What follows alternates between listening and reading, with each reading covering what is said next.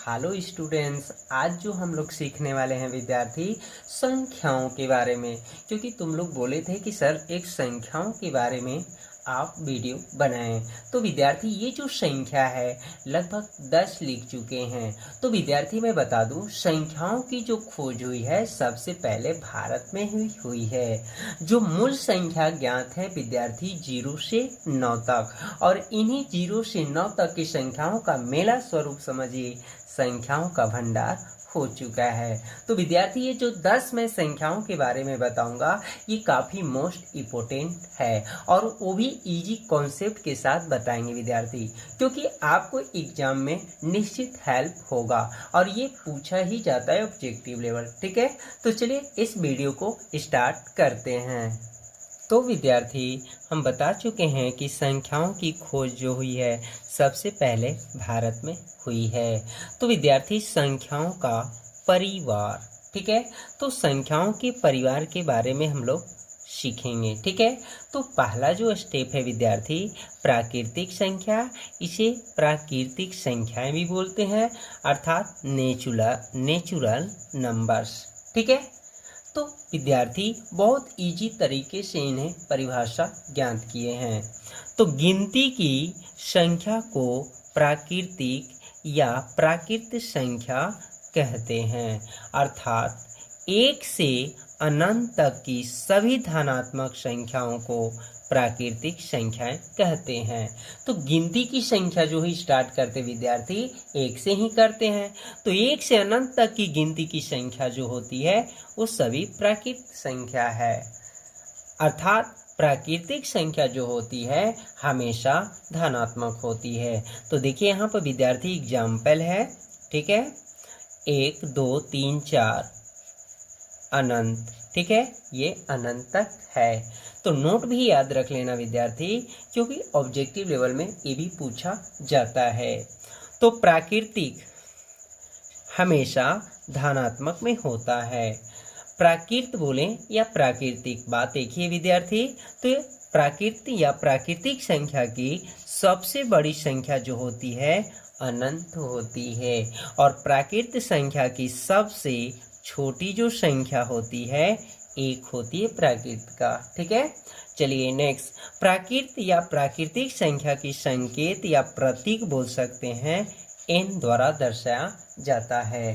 तो चलिए विद्यार्थी प्राकृतिक संख्या आप समझ चुके होंगे। तो इसके बाद हम लोग समझेंगे विद्यार्थी पूर्ण संख्या।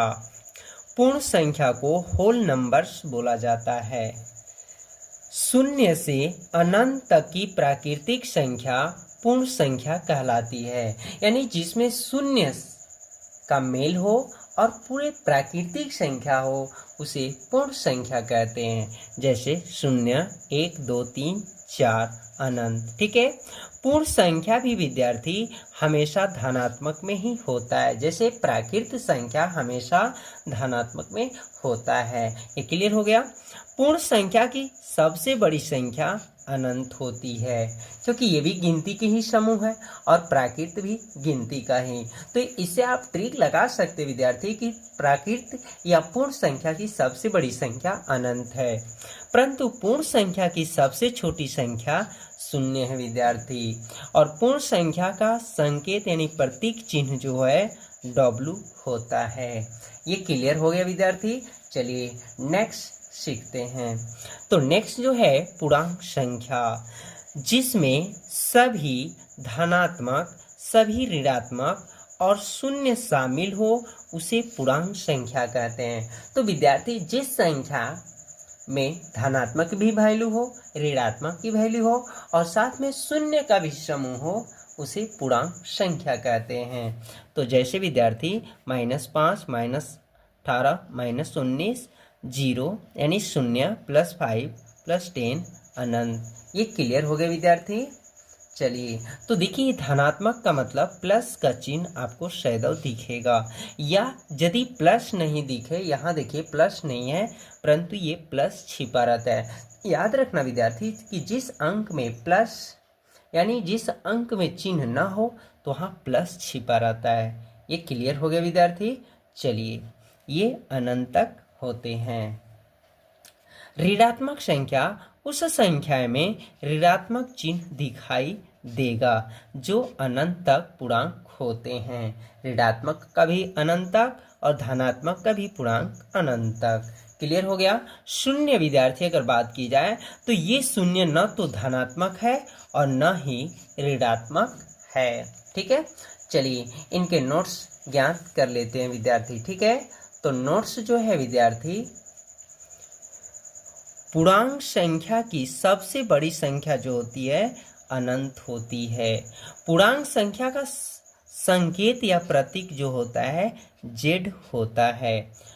नेक्स्ट है विद्यार्थी, पूर्णांक संख्या की सबसे छोटी संख्या जो होती है अनंत, यानी इनके सबसे बड़ी संख्या और सबसे छोटी संख्या अनंत ही है। चलिए नेक्स्ट हम लोग संख्या सीखते हैं विद्यार्थी। ठीक है, तो यहाँ पर देखिए विद्यार्थी, परिमेय संख्या यानी रेशनल नंबर्स, वैसी संख्या जिन्हें p/q के रूप में लिखा जा सके, अर्थात वही संख्या को p/q के रूप में लिख सकते विद्यार्थी जो पूर्णांक में रहे या रूट में रहे, जिसका वर्गमूल निकल सके। अभी रूट में रहेगा तो विद्यार्थी उसका वर्गमूल ज्ञात होना चाहिए, उसे परिमेय संख्या कहते हैं, जिसका संकेत या प्रतीक q द्वारा दर्शाया जाता है। जैसे विद्यार्थी ये देखिए पूर्णांक है धनात्मक, ये ऋणात्मक और धनात्मक p/q के रूप में शामिल है। देखिए रूट में है जिनका वर्गमूल निकला यानी 9 का वर्गमूल 3, तो वैसे ही रूट में होना चाहिए जिनका वर्गमूल निकलना चाहिए, प्राप्त होना चाहिए, ये भी अनंत। ठीक है, यहाँ तक क्लियर हो गया विद्यार्थी। तो विद्यार्थी परिमेय संख्या, तो देखिए अब परिवार की वैल्यू जो है पांचवा अपरिमेय संख्या। ठीक है, तो अपरिमेय संख्या वैसी संख्या जिन्हें p/q के रूप में नहीं लिखा जा सकता, यानी अपरिमेय संख्या को p/q के रूप में नहीं लिखा जा सकता है, अर्थात उसके जो समूह है वैल्यू केवल रूट में रहना चाहिए, जिसका वर्गमूल नहीं निकल सके, यानी जिसका वर्गमूल नहीं प्राप्त हो, उसे अपरिमेय संख्या कहते हैं। जैसे √5, इसका भी वर्गमूल नहीं निकलेगा, इसका भी, इसका भी, इसका भी नहीं। तो विद्यार्थी एक चीज मैं बता दूं कि परिमेय और अपरिमेय हो वो भी संख्याएं हमेशा धनात्मक और ऋणात्मक में भी होता है। क्लियर हो गया। अतः अपरिमेय संख्या का संकेत या प्रतीक p होता है। चलिए नेक्स्ट सीखते हैं विद्यार्थी, वास्तविक संख्या। तो देखिए परिवार की संख्या जो है छठा वास्तविक संख्या, जिसको रियल नंबर्स बोलते हैं। परिमेय संख्या और अपरिमेय संख्या के परिवार को वास्तविक संख्या कहते हैं, यानी परिमेय संख्या और अपरिमेय संख्या यानी दोनों एक ही में शामिल हो जाएगा, उसे वास्तविक संख्या कहते हैं, जिसका संकेत या प्रतीक r द्वारा दर्शाया जाता है। जैसे देखिए ये परिमेय है, ये भी परिमेय, अपरिमेय, परिमेय, यानी परिमेय और अपरिमेय के समूह को वास्तविक संख्या कहते हैं जो अनंत होते हैं। तो चलिए विद्यार्थी नेक्स्ट सातवां हम लोग सीखते हैं। ठीक है, तो देखिए ये भी काफी मोस्ट इम्पोर्टेंट है। अवास्तविक संख्या भी जानना जरूरी है। रूट के अंदर की ऋणात्मक संख्या को अवास्तविक संख्या या काल्पनिक संख्या कहते हैं, यानी रूट के जो अंदर होगी और चिन्ह माइनस यानी ऋणात्मक का होगा वह अवास्तविक संख्या या काल्पनिक संख्या कहते हैं। जैसे एग्जाम्पल दिया है विद्यार्थी, यहाँ पर देख सकते हैं, ये भी अनंत होते हैं। चलिए नेक्स्ट पढ़ते हैं विद्यार्थी, ऋण संख्या या भाज्य संख्या। वैसी संख्या यानी इसे प्राइम नंबर्स भी बोलते हैं।